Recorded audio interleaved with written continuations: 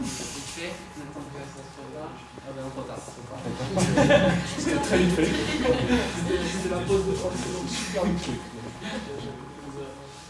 Trop tard, et puis en plus c'est dommage parce que ça va être difficile. Hein. Alors il y a une des questions quand on est à l'IDC qui fait peur, c'est, on explique ce qu'on fait, c'est quoi la cognitique? Bon, alors j'ai trouvé le truc, je dis je suis ergonome.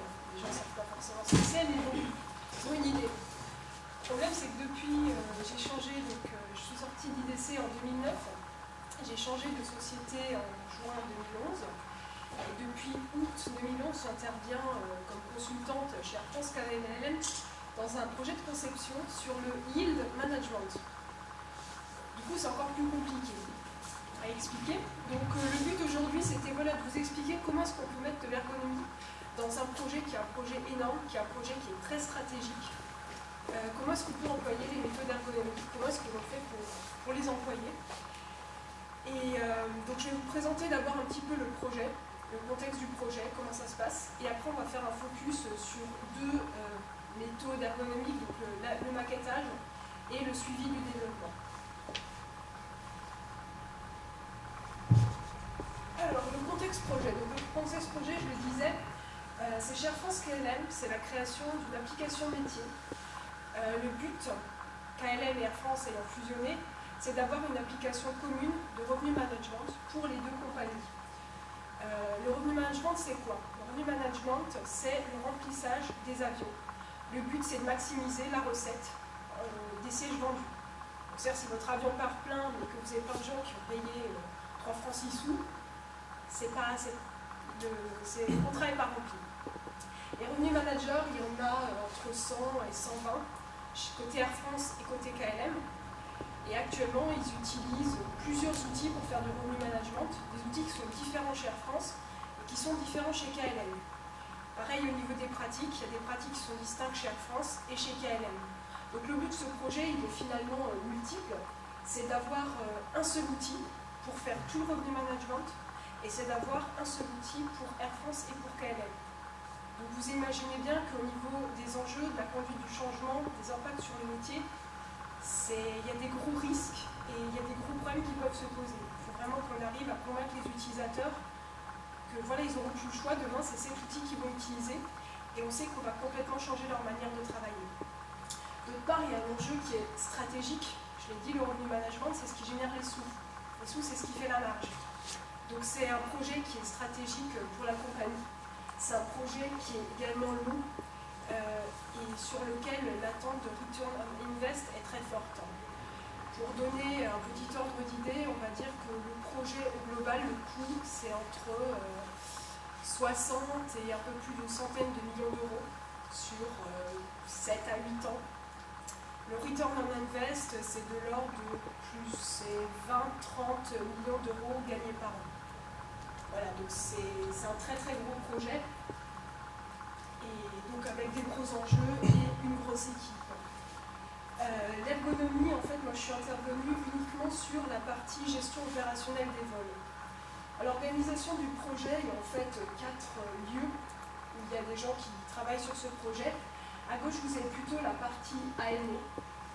Donc il y a une partie voilà, qui s'occupe uniquement des écrans gestion des vols, et il y a une partie qui va faire d'autres écrans comme par exemple le reporting, puisque bon, la partie gestion des vols c'est uniquement pour les utilisateurs finaux.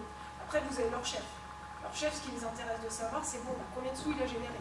Donc il faut une partie qui fait des rapports. Et à droite, vous avez en fait la partie MOE, donc qui sont tous les développements, que ce soit les développements des écrans ou les développements de tous les moteurs, de tous les algorithmes qui tournent derrière. Donc c'est sur 4 lieux différents, Amsterdam, Paris et aussi dans le sud de la France. On va se concentrer uniquement sur la partie opérationnelle, qui est la partie sur laquelle je travaille, où en fait on s'occupe d'une vingtaine de lots. Une vingtaine de lots, donc de fonctionnalités. On est 6 personnes à travailler dessus, 4 AMO, un chef de projet et un ergonome. Donc les AMO en moyenne 5, en fait ils s'étaient divisés en 5 sous-projets, donc chaque AMO a un sous-projet. Les sous-projets, il y a entre 4, 5 ou 6 fonctionnalités. La méthode qui est utilisée, c'est du cycle en V. Donc voilà, vous la connaissez tous. Et l'ergonome, ce qu'il y a, c'est que je travaille donc sur toutes ces fonctionnalités-là et j'ai vraiment un rôle transversal. Le but, c'est d'avoir une vision globale de l'application, c'est d'arriver à homogénéiser tous les écrans, que ce soit en termes de libellé ou que ce soit en termes d'interaction. Alors, dans ce projet, dès le départ, ils ont décidé d'impliquer des utilisateurs. Les utilisateurs, on les appelle des key users, puisqu'on ne pouvait pas impliquer tous les utilisateurs.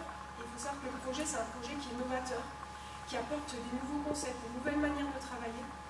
Et on ne peut pas rentrer dedans comme ça. On ne peut pas prendre un utilisateur et puis dire viens tester mon écran, parce que l'écran, il n'y comprendra rien. Parce qu'il y a des concepts qu'il faut qu'ils arrivent à intégrer. Donc ils ont pris entre 20 et 30 utilisateurs, des utilisateurs Air France, des utilisateurs KLM, et il y a aussi tous les types, des utilisateurs qui ont plus ou moins d'ancienneté, plus ou moins de métier, qui gèrent des lignes qui sont courtes. Par exemple, vous avez une grande différence de gestion des lignes entre la ligne qui fait Orly-Toulouse, où il y a 20-25 vols par jour, et la ligne qui fait CDG-New York. Parce que là, il y a 2-3 vols par semaine, donc ça ne se gère pas du tout pareil. Voilà, donc ces utilisateurs, ils sont représentatifs de la population cible. On les a impliqués dans les différentes phases de la conception, donc dans le maquettage, derrière, dans des sessions de revue des écrans, de revue du prototype. Pourquoi j'ai mis Eclipse dans les choix techniques? C'est parce que moi je travaille sur les écrans, donc sur le rendu final. La technologie qui a été choisie, c'est Eclipse.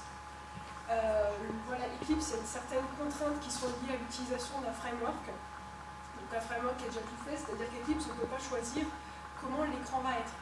Vous avez une barre de menu qui est comme ça, vous avez des toolbars, et vous pouvez choisir éventuellement où les placer, mais on ne peut pas tout refaire. C'est pas comme du web, on a vraiment le choix de ce qu'on met et où est-ce qu'on le met. L'autre problème, en fait, c'est que c'est un développement sous forme de pattern, c'est-à-dire qu'une fois que les développeurs ont fait un pattern, et ils veulent bien le réutiliser dans d'autres écrans. Donc je ne peux pas dire dans un des écrans, bah, tiens, je reprends tout et je remélange. Parce que là on dit, bah, il faut un développement spécifique, et ça va prendre du temps. Donc je suis obligée en fait de transiger un peu entre ce qu'on voudrait pour que ça soit super bien, et puis ce qui est faisable d'un point de vue développement, et d'un point de vue naturellement court, et d'un point de vue temps. Alors le planning. Donc j'ai expliqué ce qu'on voit en haut, en fait c'est le cycle en V où il y a eu en fait une première phase d'architecture qui a commencé en 2008. Il y a eu donc 3-4 ans de spécifications, d'abord générales puis des spécifications détaillées. Donc nous on en est là, on en est vers la fin des spécifications détaillées. On va attaquer les tests de validation prochainement, courant avril-mai, donc ça va durer pendant un petit moment. On va passer ensuite en validation en recette. Il va y avoir ensuite un déploiement progressif de l'outil sur les postes des analystes et il sera mis voilà, en production d'ici quelques temps. Alors, le problème c'est que c'est un projet qui est stratégique, qui est confidentiel, donc c'est pour ça que je ne peux pas montrer d'écran, je ne peux pas trop donner de date ou de chiffres. Donc ça reste vague et je vous fais pas des excuses. Donc ce qu'on voit c'est que voilà, le développement en fait, c'est depuis les spécifications ils ont commencé à développer, donc jusqu'à la fin de la recette, quand ils ont corrigé tous les bugs qu'on va leur remonter. Et ils ont intégré l'ergonomie. Alors ce qu'il faut savoir c'est qu'il y a eu, parce que bon au début je n'étais pas encore sortie de l'école, il y a eu 3 ergonomes qui se sont succédés sur le projet, moi je suis la 3e, et en fait il y a eu vraiment un ergonome à temps plein, tout le temps, pendant toutes les phases. Et par contre, en fonction des phases du projet, bah, l'ergonome a fait différentes choses. Alors je connais moins bien les phases qui sont avant moi. Voilà, donc le premier ergonome en fait a fait tout ce qui était analyse de l'existant, analyse du besoin. Ils ont défini les écrans, ils ont commencé à définir un petit peu qu'est-ce qu'on mettait, où est-ce qu'on le mettait. Ça a vraiment été de l'étude terrain. Le deuxième a géré, qui est Axel, que vous connaissez peut-être, a géré en fait toute la partie maquettage. Donc c'était les ateliers avec les utilisateurs pour définir les maquettes, pour se mettre d'accord dessus, pour donner les maquettes très haut développement. Il a également suivi une partie du développement. Et en transverse, on a donc la charte ergonomique, où on a essayé de lister les bonnes pratiques. Et en fait, c'était surtout pour donner aux développeurs une référence. Parce qu'en fait, tout ce qui est comportement Windows, Eclipse va le faire naturellement. Le problème, c'est dès qu'on veut un comportement différent, il faut le spécifier. Donc au final, on a fini par faire une charte d'ergonomie où on spécifie le comportement qu'a l'application. En disant par exemple, quand j'ai une liste, je veux de l'autocomplétion et ça se passe comme ça, il présente tel et tel élément. Et donc derrière, on va bientôt rentrer en recette, où on fait une recette ergonomique donc à l'aide d'heuristiques. Donc on passe à travers tous les écrans, on a une grille avec une centaine de critères, et donc on regarde ce qui marche pas, et quand ça marche pas, on remonte le bug à l'informatique. C'est une grille standard? C'est une grille qui a été adaptée aux besoins du projet, qui est basée sur les critères de Bastien-Escapin. Donc je vais faire un petit focus sur le maquettage et sur le suivi du développement. Voilà, donc le maquettage, vous avez donc les key users, donc l'acquisition d'utilisateurs, l'AMO qui est chargé en fait du paquet de fonctionnalités, et l'ergonome qui travaillent ensemble, et les développeurs. Donc au début, ils ont fait des brainstorming avec l'AMO, l'ergonome et les key users pour savoir, voilà, je prends un package de fonctionnalités, donc là c'est vraiment, j'en prends plusieurs, parce qu'en fait les fonctionnalités elles sont en 5 familles. Dans la famille, j'ai encore 5 fonctionnalités. Donc je prends mon package de fonctionnalités et je sais que voilà, on fait travailler les key users pour savoir qu'est-ce qu'on met dedans. On leur explique le concept et on essaie de savoir ce qu'on met dedans. Après, l'AMO et l'ergonome se penchent sur l'étude, donc ils regardent ce qui est dans les spécifications générales, et l'ergonome dessine les écrans.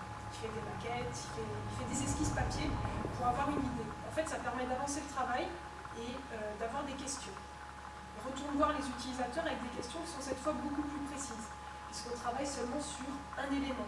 Par exemple, j'ai besoin d'avoir un aperçu de tous mes vols. Le vol qui part bientôt, il faut que je vois comment le remplissage. Et donc c'est voilà, comment est-ce qu'on les affiche? Donc on discute avec les utilisateurs, est-ce que si on les affiche sous forme de tableau, est-ce que ça va? Qu'est-ce qu'il faut mettre comme indicateur dedans? On essaye d'avoir des informations. À la suite de ça, donc on a le zoning, on a les informations intégrées, et on a aussi des fonctions. Qu'est-ce qu'on a besoin de faire sur cet écran? Donc l'ergonome et l'AMO travaillent. Donc l'ergonome s'occupe des maquettes, du storyboarding, c'est comment est-ce qu'on va agencer les écrans, qu'est-ce qui se passe quand je fais une action. L'AMO va beaucoup plus travailler sur le côté fonctionnalité, c'est-à-dire savoir quand je veux faire une action, qu'est-ce qui se passe réellement derrière, il va beaucoup plus creuser le sujet.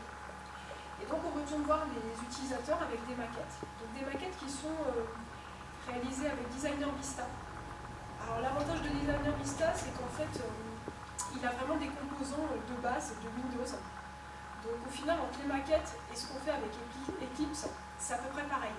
Donc on a pris toute la librairie de Windows et on a juste à faire du drag and drop et à les mettre. L'avantage, c'est que ça à peu près, c'est vraiment un rendu très proche du réel. Et donc on revoit avec les utilisateurs les maquettes et on se focalise sur les libellés. Sachant que bien sûr l'application étant commune à France KLM, elle est en anglais. Donc il faut que tout le monde se mette d'accord sur les libellés, sachant qu'actuellement bien sûr ils ne sont pas communs. Les libellés, les indicateurs. Donc avec ça, à chaque fois les 3 scénarios, enfin les 3 ateliers avec les utilisateurs, ça s'est fait avec un atelier à Paris, avec une dizaine d'utilisateurs, et un atelier à Amsterdam, avec aussi une dizaine d'utilisateurs. Le but, c'était d'arriver à mettre en commun tous les retours pour faire avancer les maquettes. Donc à la suite de ça, les maquettes ont été intégrées aux spécifications, et on a donné le tout à l'IT pour qu'il nous développe. À l'origine, en fait, l'ergonome devait ensuite suivre ce que les développeurs faisaient, mais c'était plus prévu d'avoir des recours aux utilisateurs. En fait, l'IT appelait l'ergonome quand ils avaient des questions, et puis l'ergonome répondait. Voilà. Et il a en fait, Axel a essayé d'instaurer un processus un petit peu plus formalisé avec les développeurs, et il a vraiment réussi à faire un processus de validation du prototype qui a été développé. Donc c'est-à-dire que quand l'IT avait développé un prototype, il y avait 2 phases. Il y avait une première phase où il donnait le prototype simplement à l'AMO et à l'ergonome. On faisait une revue experte, déjà pour voir si tout était fonctionnel, pour voir si on respectait les maquettes, et puis voilà, pour avoir quelque chose à la fin qu'on puisse utiliser et qui soit présentable aux utilisateurs, parce que des fois, c'était pas du tout présentable. On pouvait voir qu'on puisse faire les actions, voir qu'on voit bien les bons éléments, que le libellé soit les bons. On renvoyait des retours à l'IT, qui corrigeait, et développer. Donc sachant qu'en fait tous les packages on les fait en parallèle. C'est-à-dire qu'ils commencent à développer un, ils nous fournissent et pour l'instant ils en développent un autre comme ils sont plusieurs. Ensuite, on est passé donc en test utilisateur. Donc là c'est test utilisateur assez classique puisqu'on fait des scénarios d'utilisation et on les propose aux key users. Sachant que dans une majorité des cas, il va falloir prendre un quart d'heure pour expliquer sur quelle fonctionnalité on va travailler et à quoi elle sert. Parce que les fonctionnalités sont parfois tellement innovantes que les utilisateurs ne les connaissent pas ou s'en souviennent plus parce qu'ils ont fait des ateliers de maquettage un an avant. Donc le problème des tests, en fait, c'est qu'ils étaient assez biaisés parce que les utilisateurs, c'était pas vraiment leur métier, c'était leur futur métier dans lequel on leur demandait de se projeter, avec un écran, avec des données totalement fausses, puisque les développeurs n'avaient pas intégré les vraies données. Et donc il y avait un problème, en fait, c'était dans l'analyse de leurs réactions. C'est qu'il fallait prendre en compte que c'était une première découverte de l'écran et que les problèmes qu'ils relevaient n'étaient pas forcément ceux qu'ils auraient au bout d'une semaine d'utilisation. Par exemple, j'ai un problème avec les toolbars, j'ai des toolbars qui sont assez petites, des icônes qui ont 16 pixels, sachant que, les écrans sont prévus pour être assez grands, et il n'y a personne qui voit les fonctionnalités. Quand on leur demande de chercher comment créer quelque chose, personne ne la trouve. On sait très bien qu'il y aura une formation derrière et puis que bon, au bout d'un certain temps, ils sauront comment créer parce qu'ils vont le faire tous les jours. On sait qu'il y a des actions qui vont être très répétitives, des écrans sur lesquels ils vont passer 80% du temps. Donc le but en fait, ça a vraiment été de mettre l'accent sur la rapidité. Comment est-ce qu'on fait pour qu'ils soient efficaces, qu'ils aillent directement à l'information, qu'ils ne perdent pas de temps. Donc voilà, on redonnait donc, les modifications, la liste des modifications aux développeurs. Et donc ils nous changeaient les écrans. Et donc là on en est là pour la plupart des écrans et on va bientôt avoir les vraies données, puisque maintenant ils vont intégrer les données réelles pour qu'on puisse passer en recette. Et donc derrière on corrigera encore les écrans. Donc voilà, l'idée en fait c'était vraiment... je sais pas, l'idée c'était de vous donner une idée globale de comment est-ce qu'on a fait. En fait, on a réussi à pousser une démarche ergonomique et à la faire prendre en compte. Nous, on va s'arrêter à la fin de la recette parce que pour le moment, ça n'a pas été prévu que l'ergonomie aille plus loin. Il y a d'autres personnes qui vont prendre en charge la conduite du changement et la transition entre les outils actuels et l'outil futur. Et donc voilà, mais je trouvais que c'était un bon exemple. C'est un projet très complexe et dans lequel il y a beaucoup d'interactions. Est-ce qu'il y a des questions? Je peux revenir juste sur le slide avant. Oui. Par rapport à ce que tu disais à l'instant, le fait que l'objectif c'est que l'utilisateur soit super rapide pour faire les actions. Enfin, de ce que j'en ai compris. Ouais, c'est d'améliorer les interactions parce que comme les maquettes étaient statiques, ils ont travaillé sur le contenu des maquettes et pas vraiment sur les interactions. Tu parlais du fait qu'il doit y avoir des formations de toute manière et que. Et du coup, tes key users, la conception des formations, elle se fait en parallèle tu vois ce que je veux dire? Est-ce que quand tu fais des tests, ils sont déjà formés? Alors, quand on fait les tests, on fait les tests avec les key users qui ont participé à l'élaboration des maquettes. Donc, ils connaissent une partie des concepts. On leur répète le concept en début de session, ils posent toutes les questions qu'ils veulent. Là, pendant les tests, on relève également un certain nombre de points qui vont poser problème, qui vont être utiles pour la conduite du changement. Par exemple, voilà, il y a des notions que les utilisateurs Air France ne comprennent pas, alors que KLM, ils le comprennent très bien puisque ça vient de chez eux. Donc on sait qu'il va falloir insister sur la formation côté Air France. Par contre, la formation, c'est l'équipe conduite du changement qui va s'en occuper. Donc nous, on va leur donner tous les inputs qu'on a, mais c'est pas nous qui la gérons. Justement, c'est qui cette équipe gestion du changement? C'est quoi les profils des personnes qui... C'est une bonne question, ça. Alors, l'équipe conduite du changement, il y en a un qui est un ancien analyste et il y en a une qui vient d'arriver. C'est vraiment, pour l'instant, ils sont que deux, donc je suppose qu'ils ont, en fait, c'est une boîte, c'est une boîte en fait où ils n'ont pas encore vraiment prévu la charge de travail. On sait qu'il y a plein de choses qui vont tomber et pour l'instant on dit c'est chez eux, mais on ne sait pas encore qui va le faire. Donc voilà, il y en a une qui a travaillé sur un autre projet qui a participé à la conduite du changement dessus. Mais je pense qu'il va falloir qu'ils intègrent d'autres personnes. Pour Air France, c'est pas encore défini. Et c'est des gens qui travaillent chez Air France? Oui. Oui, d'accord. En fait, sur le projet, il y a des personnes qui travaillent chez Air France, tous les key users travaillent chez Air France. Les AMO, il y a une partie qui sont des Air France, il y a une partie qui sont des consultants. Mais ils intègrent, il y a beaucoup d'Air France parce que l'avantage c'est qu'ils connaissent déjà le métier. Parce que quand on est consultant extérieur, on ne connaît pas le métier, on ne connaît pas Air France. C'est un projet où il y a beaucoup d'abréviations et on met 6 mois à monter en compétence dessus. 6 mois avant de comprendre à peu près ce qui se passe. Donc voilà, et pareil pour les développeurs c'est plus des consultants. Donc pour toi, du coup, qui a suivi le processus de conception, pas forcément depuis le départ, ça serait pas intéressant justement de participer, si c'était possible, parce que je suppose que derrière, il y a des raisons qui font que c'est pas possible. Donc moi, c'est un de mes objectifs, c'est que j'aimerais participer à la conduite du changement derrière, mais après, ça va être... il va falloir que j'arrive à m'intégrer dessus et de voir où est-ce que je peux, où et comment je peux me positionner pour le faire. Effectivement, c'est... Parce que oui, il y a vraiment comme une étape complètement séparée de toute cette phase de conception. Oui, c'est ça. C'est la phase de... C'est que c'est vraiment été très séparé. Nous, en fait, on a l'équipe opérationnelle, on travaille sur les écrans pour l'opérationnel. Et voilà, c'est très, en fait... compartimenté. Ouais, c'est très compartimenté, c'est le sous-projet opérationnel, et voilà, on travaille que là-dessus. Deux questions duales. La première, c'est comment vivraient les gens du projet s'ils apprenaient que Air France rachète Air Italia, par exemple?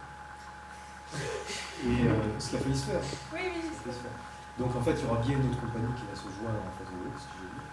Et deuxièmement, est-ce que justement les stratèges des entreprises comme Air France qui décident de faire des fusions-acquisitions, est-ce qu'ils s'intéressent aussi au suivi de ce genre de projet pour voir si finalement ils ne tirent pas un peu trop? Est-ce que la réalisation de ce projet, au-delà du côté opérationnel, intéresse aussi les stratèges de l'entreprise? Est-ce que tu as la production de alors ce projet, en fait, je l'expliquais au début, c'est un projet de stratégie qui passe régulièrement au comité de direction pour savoir si on continue ou pas. Donc les plus hautes couches de l'entreprise connaissent l'existence de ce projet et limite mettent la pression parce que ce projet, il faut vraiment qu'on le finisse. Avant Air Italia, pas forcément avant Air Italia, c'est vraiment voilà, pour des raisons financières et métiers, il faut que ce projet sorte. D'une part parce que c'est un projet qui va générer des revenus, et d'autre part parce que ça harmonise les métiers. Après, pour une fusion avec Alitalia, je sais que les écrans de ce projet, les écrans qu'on a faits, ont été présentés aux filiales. Donc Alitalia va sans doute faire partie. Donc à moyen terme, on sait qu'il est possible qu'il y ait d'autres compagnies partenaires qui utilisent ces écrans. Et en fait, ça poserait... à mon sens, à part le fait qu'il va falloir les former parce que ce sont des concepts particuliers, ça ne poserait pas vraiment de problème dans l'interface elle-même. Pourtant, tu expliquais que le contenu qui est là, il y a une partie qui vient des Hollandais, une partie des Français, c'est-à-dire que donc, du coup, il a été fait en négociation ce contenu. Il a été fait en négociation, en s'inspirant des meilleures pratiques, en s'inspirant aussi de ce qui se faisait ailleurs. C'est qu'à l'Italia, j'ai pas entendu qu'ils aient été pris en compte. Donc effectivement, même si c'est pas l'Italia, ça peut être Delta Airlines, n'importe oui. quoi. Mais voilà, non, mais c'est-à-dire que si une autre société se raccroche au projet maintenant, au stade du projet où on en est, ça sera pour la V2 des modifications. Donc c'est théoriquement possible, mais c'est eux qui vont devoir s'adapter au produit plutôt que l'inverse. Si on te dit ça. Moi j'ai une petite question sur la frontière entre ce que tu décides d'adapter à l'utilisateur et ce que tu laisses pour la formation. Tu as dit tout à l'heure qu'il y a des choses que tu ne vas pas chercher à trop approfondir et que tu les laisses plus à la formation. Qu'est-ce qui fait pencher la balance, la technique Alors qu'est-ce qui fait pencher la balance? C'est déjà, d'une part, je décide pas toute seule puisque je travaille vraiment avec les AMO qui participent dans le test utilisateur et le chef de projet. Avec qui on discute de qu'est-ce qu'on change, qu'est-ce qu'on ne change pas. D'autre part, ce que j'explique au début, c'est qu'il y a vraiment un existant. Il y a déjà des choses qui ont été développées, il y a des choses que je ne peux pas changer parce que ça nécessiterait de tout changer. Donc la technique, en fait, influe énormément. Après, on peut passer outre la technique dans certains cas. On a eu notamment, ça arrivait une fois, il y a eu un écran qui correspondait absolument pas aux besoins des utilisateurs. Ou sur 6 utilisateurs qu'on a vus, ils nous ont tous dit ça ne me sert pas, je l'utiliserai pas. Donc on a discuté avec eux pour voir comment changer cet écran. Et celui-là, on a réussi à le changer. En fait, ce qui se passe, c'est comme c'est un gros projet, il faut faire des demandes de changement. Donc si on en fait plein, on ne va pas arriver à se les faire accepter. Par contre, une fois de temps en temps, ça va passer. Donc voilà, la technique décide en partie, mais sinon on estime que pour le métier, c'est très important. On peut pousser suffisamment fort pour que la demande passe et que les développeurs le fassent. La demande, c'est quoi le développeur? Là, la fameuse demande, là, c'est la contrainte des développeurs. c'est la contrainte des développeurs. En fait, c'est une contrainte budget, c'est-à-dire que le projet, c'est un projet, il faut qu'on le sorte. On a une deadline pour le sortir. Et donc, si on allonge les temps de développement en faisant des choses qui ne sont pas prévues, on a un problème de temps, on a un problème de budget. Et du coup, on ne rentre plus dans les coûts. Et voilà, donc c'est négocier, voir est-ce que si on fait ça, est-ce que ça passe. En fait, plus on avance, plus ça devient dur de changer les écrans.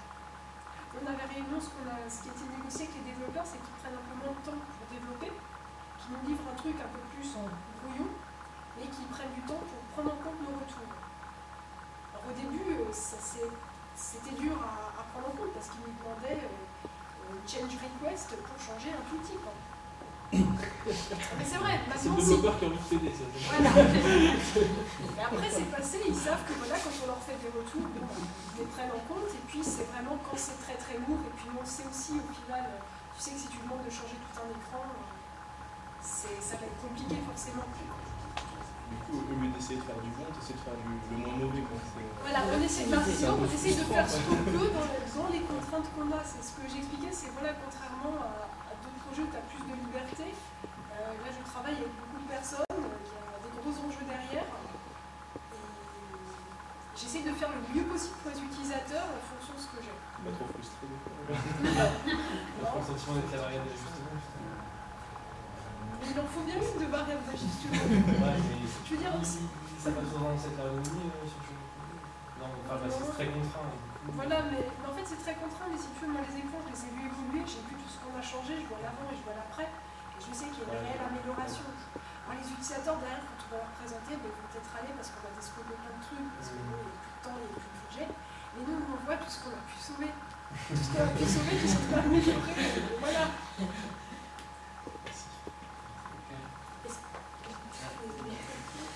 Est-ce que tu as pensé à comment faire valoir tes compétences pour la prochaine phase? Tu as déjà réfléchi? Non, pas du tout, parce que moi je suis arrivée en août sur le projet, donc j'ai eu un mois de passation avec mon prédécesseur. On va dire que j'étais sous l'eau à peu près jusqu'au mois de janvier. C'est un projet, en fait, le premier mois, les réunions sont incompréhensibles parce qu'il n'y a que des abréviations. S'il n'y a que des abréviations, le métier d'analyste, je ne peux encore pas l'expliquer maintenant. Parce qu'il y a plein de spécificités, parce qu'il y a plein de choses que je sais. Donc là, les compétences, il faudra que j'essaie de les faire valoir, je pense, on va dire courant de l'été. J'ai déjà commencé à en parler un peu, et après, il faut que je vois comment est-ce que je pourrais intervenir. Moi, je sais que j'ai du travail en recette jusqu'au mois de septembre-octobre. Donc ça serait après, et ça commencera à se préparer vers l'été, je pense. C'est tout?